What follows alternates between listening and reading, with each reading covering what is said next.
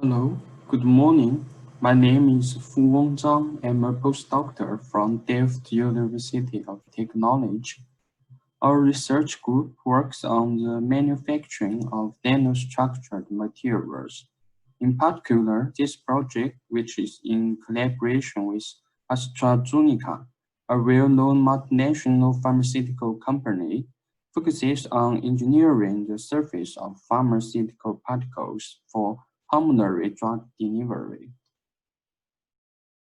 Every year, more than 3 million people died from asthma and COPD diseases. Inhaled drug delivery was basically developed for the treatment of those diseases. The pulmonary drug is delivered by using an inhaler that contains either dry drug powders or drug suspensions. To reach the action sites of the lungs, pharmaceutical particles smaller than 5 micron are required. However, particles with such small size are highly cohesive and thus have poor flowability.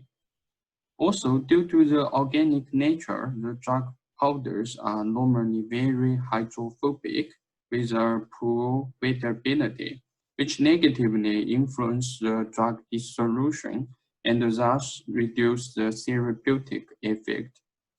Those challenges lead to our research question: how can we improve those properties of inhalation drug powders?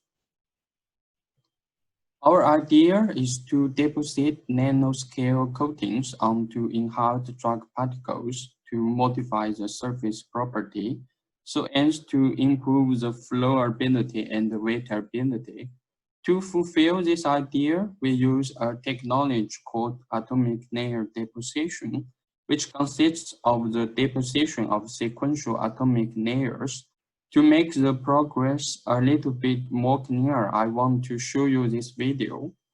First, chemical reagent A is fed to the reactor and reacts with the functional groups on the particle surface.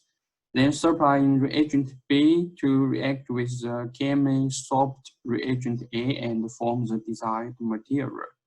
These two steps are separated by purging steps to remove unreacted species. These steps constitute one circle. By repeating these circles, we can grow films up to the desired thickness, which control at the atomic level. We run this progress in fluidized bed reactor, which basically consists of a clone bed where the particles are suspended and mixed with nitrogen gas flow from the bottom of the reactor. In the experiments, we used a common pharmaceutical powder as the testing material, the budesonide, which is used to treat asthma. The size range of the budesonide particle is from 0.1 to 10 microns. Regarding the coating materials, 3 types of materials are used: the inorganic, organic, and the hybrid inorganic and organic materials in the form of nanofilms were deposited onto the host budesonide particles. In specific, silica, alumina, and titanium dioxide was coated on the surface of budesonide particles via atomic layer deposition, ALD. Organic nanofilm, PET, was deposited by molecular layer deposition, MALD, which can be seen as the organic version of ALD. The two technologies of ALD and MALD can be also combined to generate hybrid inorganic and organic material. We then characterize the flowability and the wettability of both the uncoated and the coated budesonide powders. The flowability was determined by directly measuring the angle of repose. Accordingly, it can be classified into 7 flow properties based on the angle of repose. The widely used method to determine the powder weighting is by measuring the water contact angle. A water droplet with constant volume is deposited on the well-prepared powder surface. The contact angles were then directly measured by analyzing the captured drop profiles. Depending on the water contact angle, the powder surface can be classified as hydrophilic surface, which represents good wettability, hydrophobic and superhydrophobic surface, which representing poor wetting behavior. So what can we obtain after the ALD coating process? As shown from the TM images, we got a nanofilm around each individual particle. Seeing this dark layer, you can see clearly the difference between uncoated and coated particles, and expected after different coating treatments, the uniform growth of nanofilms for different materials in organic, and hybrid on the budesonide particles was achieved. Well, let's then look at what happens to the flowability after coating treatment. The flowability results show that the uncoated budesonide powder presents a poor flowability with an angle of repulse over 45 degrees. It also can be seen after ALD and hybrid coatings, budesonide powder achieve an improved flow property, reflecting by the decrease in angle of repulse. However, the organic PET-coated budesonide by MLD coating shows comparable poor flowability with the uncoated budesonide. It can be concluded that the different coating materials play a strong effect on the flowability. Let's also check how the nano coatings put effects on the wettability. The measured contact angle is plotted as a function of time after the water drop is placed on the powder surface. Uncoated budesonide shows strong hydrophobicity with a water contact angle of 130 degrees, which remains constant for the whole duration of measurement. Instead, a quick full transition to hydrophilicity is observed for titanium dioxide coated budesonide by ALD coating, with a final contact angle close to 0 degree. The water droplet, in fact, spreads into the ALD coated powder film. The inorganic titanium dioxide nanofilm makes the hydrophobic drug powder become highly hydrophilic.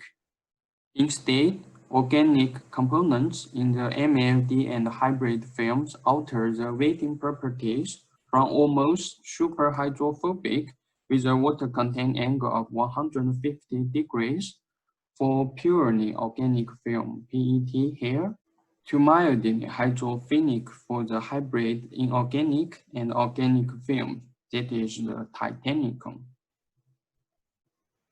In addition to titanium dioxide, the fully transition to hydrophilicity after inorganic ALD coating is observed for another two ceramic materials, alumina and silica.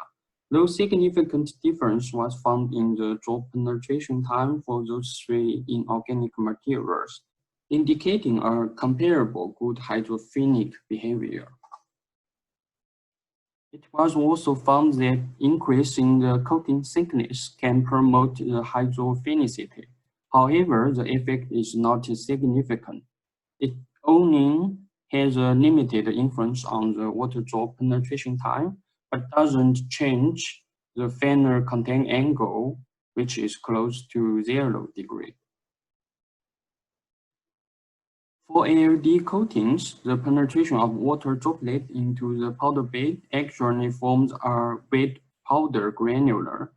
The morphology and the size of the resulting granulars gave also insights into the wetting properties. In agreement with the contact angle, no large variation in the granular size of the ceramic coated powders was found. We then investigated the dispersibility of the uncoated and coated budesonide powders in water. In agreement with the water content angle measurements, the uncoated and the PET-coated butadiene shows poor dispersibility due to the hydrophobic nature, whereas butadiene after ALD and hybrid coating produced well mixed dispersion and dispersibility well in the water. More quantitatively, we measured the zeta potential of the dispersions, which gives an indication of their stability. The higher value of the zeta potential, the lower the tendency to aggregation and thus good dispersion stability.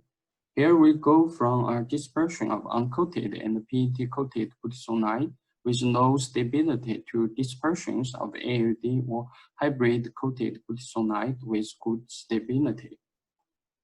To conclude, in this work, we have demonstrated the surface modification of individual particles with ALD or MLD coating that can be successfully used to control and tailor the flow and weighting properties of inhalation pharmaceutical powders.